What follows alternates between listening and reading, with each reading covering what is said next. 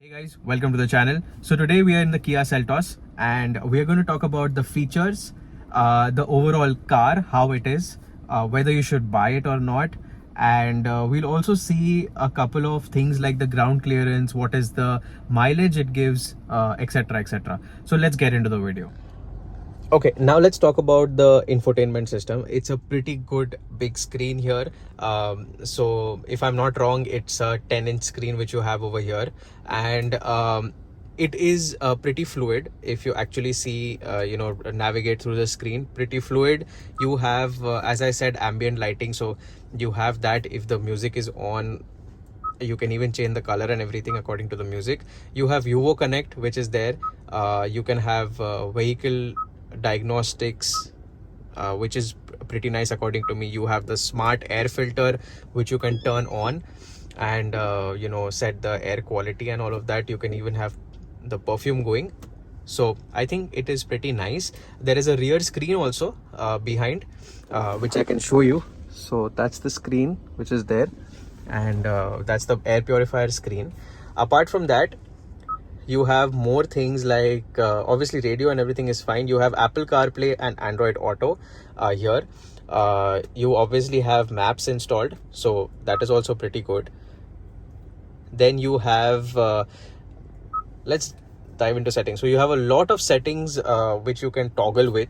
Like if you go into vehicle, you can actually set what should be the headlight timeout and everything. You can set the door auto unlock lock. You can even decide this part on what you want to show here, what is if you want to reset and every the trip meter or something like that. So I think it is pretty useful that way. Now let's go to convenience. So you have welcome mirror over here, which I really like. I will show it to you from the outside as well. You even have climate. So under climate control, you can even decide if you want the washer fluid smell to come inside the car or not. And you have ventilation also. So I think it's pretty good. This is a very good feature to have. Normal cars only have this button here. This has got added features, which is nice. Apart from that, you have some advanced settings of what you want to do with the screen. You can have home screen settings going on. You can have a split screen, etc. So I think overall it's pretty nice. Now if you talk about other features of the car, you have got this setup here, which is basically the SOS, and if you have any problems with your vehicle, so this is there with the camera. The rear view mirror. Apart from that, you have your sunroof. You have some sunglass holder over here, which is nice. And you have all these features over here.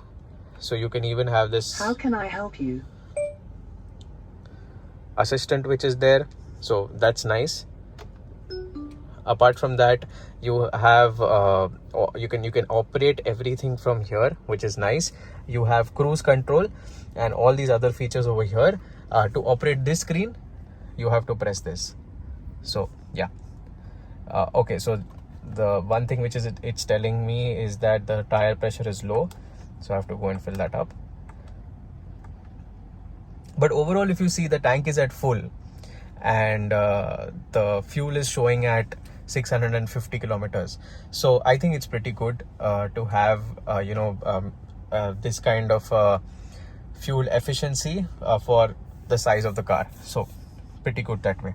Now let me show you the reverse parking camera. So for that, I've put it in reverse, and here is the camera. So you can see how the camera is. If you turn the steering automatically, the guidelines also turn. So I think it's a good feature to have. Many cars don't have this. You have sensors over here which are really good. The screen is pretty nice, but you can also change this part, the contrast and the brightness, which is nice. Apart from that, I think the screen quality does not matter in this case, because any which way you are not going to use it every time.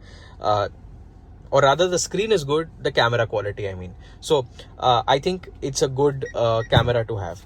Now apart from this, you have a good 8 speaker setup. So you have 1 2 3 4 5 6 at the back, and then 2 tweeters.